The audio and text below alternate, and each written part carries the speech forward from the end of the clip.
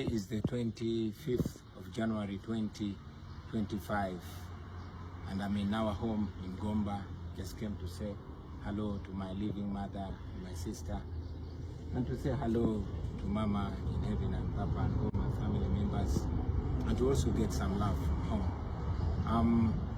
Yeah, another day of hiding, another day of injustice. As you all know, the police has always come out to give a statement on anything, but since the raid on my house, the first, the second, and the third one where my wife was assaulted, the police has not said anything.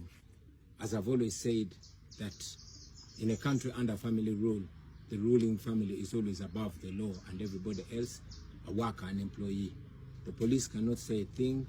The Human Rights Commission, you saw them going to my house to pay my wife a visit, apparently. And then after the raid and the assault on my wife and all the criminality that was done at my house, nothing has happened. Well, that's where we are.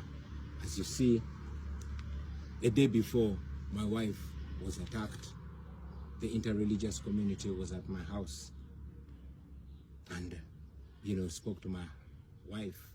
I'm yet to hear their statement on what happened. But all in all, the task is on us Ugandans to free ourselves. I'm doing what I can do. I'm visiting various leaders across the country.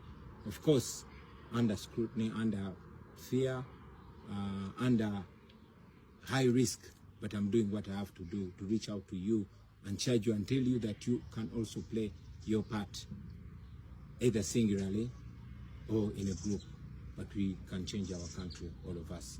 Thank you. People power, our power. Keep fighting, keep resisting. Uganda will be free. Kana akatambi wokalabidde bakayise gwanga mujje. Akatambi bakayise gamba akuli okumpi. Tell a friend to tell a friend. Akatambi kali nti just be ready. Better ready all the time. Mpuliriza mwana bakatambi kano. Nze ndi just dobozi. Njogera bwogezi. Kitwale nti ndi mutume akugambe ekigenda okubaawo. Waliwo ekijja maaso awo si kyakulanga. Mpulirizamu katono. Waliwo ekijja maaso awo si kyakulanga. Mawulire malungi eri abayagaladde enkyukakyuka. Gwe abadde alinda Uganda empya, gano mawulire malungi. Kyakubiri, eyalowooza nti protest vote yaggwa, gano mawulire mabi gy'oli. Kati kano wakasambiwe kakusanze. Tell a friend to tell a friend. Gamba mukwano gwo agambe mukwano gwe. Kwata akasimu kubira abo mu kyalo gwali e Kampala, kubira abali ku border, obagambe babeere ready, kubanga tulina abantu abatalina kusala border. Ulirize ebigambo bino, nkugambe kitwale nti nze ndi muzindaalo. Munaku ezitali za wala okuva kati kyajinga obusungu, nkugambe kitwale nti nze ndi muzindaalo, njogera bwogezi. Kyajinga obusungu gwe yanyize ku byavudde mu kulonda, bangambye kugamba obusungu bukuume. Tereka obusungu. Waliwo bait ogwo gubeera mutego, kabeera kanyeebwa, kebagenda okutega General Museveni. Ayinza obutamanya ani akamuteze, naye agenda kukalya. Pulirizaamu katono, era ngenda kusaba wano wuliriza, neteekamuko ku sense. Museveni ne Muhoozi bagenda tegebwa akanyeebwa ke bagenda okulya. Akanyeebwa kano ke kabatwala emisinde. Ekibuuzo kiri nti ogenda kuba weetegese. Kyovola bankugambye gwe beera ready 24/7 okuva kati. Mpulirizaamu katono. Abadde talina data gula data. Essimu gibeezeeko data 24/7. Beerako ne airtime ataka wansi wa siringi 5. Gwe Munnayuganda ali eyo. Kubanga waliwo ekijja. Nga tewaliwo security force egenda kikontaininga, nga tewaliwo magye gamala gasobola kikontaininga. Mpulirizaamu katono. Ensobi egenda okukolebwa Muhoozi ne kitaawe yensobi wogenda okubanoonyeza mu ggwanga Uganda nga tolabako n'ogwa. Kabaka w'okutwitinga ngamba General agenda kuba takyasobola tweetinga within the country. nga nejja n'ekikoofiira yennyini bw'ona ogenda mu state awo agenda kuba yagumiza zambiro. Mpulirizamu katono. Bano balaba mbaagalako ekintu ekya taata n'omwana nti tebamanyi kukuuma pulaani zaabwe ziri evil. Mpulirizamu katono. We twogerera mwenna mukimanyi balina gwe bali mu kuyigga. Si bwe kiri? Balina omuntu gwe batalaba nga bakoze n'ekisembayo okuba ekiwewufu ne batuuka okwagala okutulugunya omukyala. Imagine abasajja bakulu babiri, omu wa myaka 9 omulala wa myaka 5, batuuse ku extent ey'okubeera desperate ne batuuka n'okuyingirira amaka ga bwana Kyagulanyi Ssentamu Robert. Bakwate omukyala bamutulugunya ababuulire wo omwami waali. Ekyo njagala kikulage nti bano babadde beetenda okuba nti balina intelligence, nti balungi mu humericasi, nti balungi mu kunoonyereza, nti balina security eri completely tight. Gwe weebuuzeemu tugenda nearly mu wiiki nnamba, tuyisizaawo kumpi wiiki nnamba banoonya omuntu ogwa ng'ate mu ggwanga mwali tebannamulaba. Mpulirizamu alaba akatambi kano. Okusookera ddala obwo bwe bayita obunafu obusookera ddala obwa security forces babadde bakusigira ekifaananyi nti batabbu nnyo bwe baagala omuntu bamufunirawo. Tugenda mu weeks 2 banoonya tebalaba, bali desperate. Kati walono wootegera amatu. Bano balaba bagenda kulya. Ekibuuzo kiri nti nga bamaze okulya gwagenda okubasisemya olirwedde. Buno bubaka bukuteekateeka kwetegeka. Mpulirizamu alaba akatambi kano. Mu mwaka gwa 2026 tugenda kubeeramu n'omukisa ogwa kankiddemu ompulire bulungi.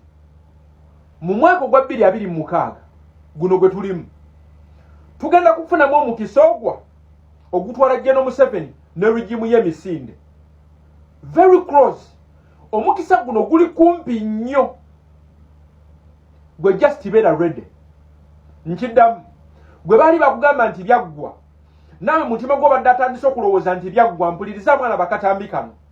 We are simply getting started. Mpulirizamu eno game ogiraba egenda kubeera yawano. Just tugenda kwetaagamu bantu bokka bali peaceful. Obudde buno ngenda kusaba tandika okuluzinga akatengo. Entiisa yo tandika okugiruzinga. Mpulirizamu alaba akatambi kano. Tugenda kubeera n'omukisa ogwa gusembedde. Anytime soon omukisa guno gusembedde. Weetaagibwa kubeera ready. Mpulirizamu na Uganda wooli gwe kyajinga kino nkigamba nga nkikubuulira nti omwagala w'abangi His Excellency Robert Kyagulanyi Ssentamu ali bulungi as of now. Ogenda kumulabako time to come. Mpulirizamu alaba akatambi kano. Bano bagenda kulya akanyeebwa. Kyensobola okukakasa nti tebasobola kuzira kanyeebwa. Bano bagenda kulya akanyeebwa. Akanyeebwa ke kagenda okubatwala emisinde. Mpulirizamu mukwano gwange alaba akatambi kano. Nkimanyi tuyinza obutasobola controllinga busungu bwo ku kiki osobola kukola nga balidde akanyeebwa. Naye tukubiriza ffe abakuumi b'eddembe, ffe abali mu revolution esinga okubeera emirembe, tukubiriza nti mukwano gwaffe weekuuma otambulira mu bikuulo bya Museveni wakati nga tuwalaba n'abasajja emisinde. Weekuuma okubeera violent. Totunuulira omuntu yenna atakuwagira olowooza okumukuba. Mpulirizamu alaba akatambi kano. Weewala ebikolwa byonna ebiyinza okuteeka mu sayidi embi ey'amateeka. Wakati mu kigenda okujja tugenda kusaba soko kuuma obukakkamu naye ate kuuma solida.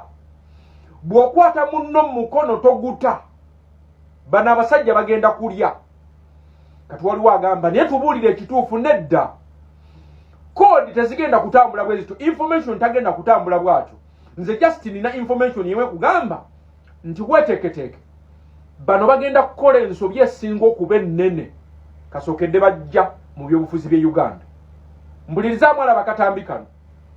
Abadde astudinga entambula ya Museveni ne Muhoozi nagambye tebali smart. bw'obadde wetegereza bulungi entambula yaabwe kuviirira ku ba deputy president engeri gye baateekateeka the way they orchestrated the plan nti sooka okwate ba president babiri ow'omu northern n'owamu western osige kifaananyi nti oli mu kukwata ba deputy president.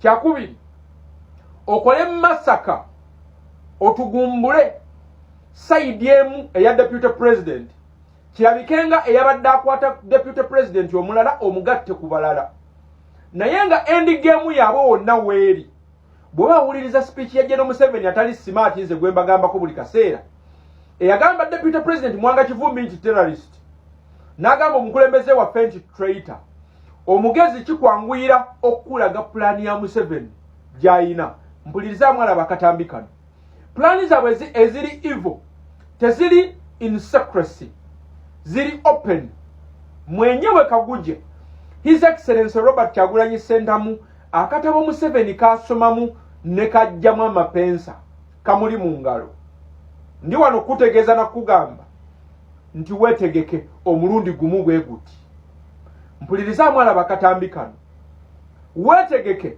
omulundi gumu bwe guti bano bagenda kukozesebwa ensobi gye bali envuma ne mu kaseera nga bagenze Magombe nkiddamu gwe buli gw'obadde okutwala ng'ekizibu eyeeparedinga ng'ekizibu mu ggwanga Uganda Museveni muhoozi sali musale n'abasigadde ogenda kubanoonya nga tobalabako olaba state nti eyo nnene olaba nti basimba emmotoka z'amagye nnyingi ogenda tuuka mu state house Entebbe awo nga teri muntu n'omu ogenda kunoonya muhoozi atwitinga nga tomulabako gwe just weetegeke ku kigenda okujja bampise pious facts bye byange nkomyawo wolen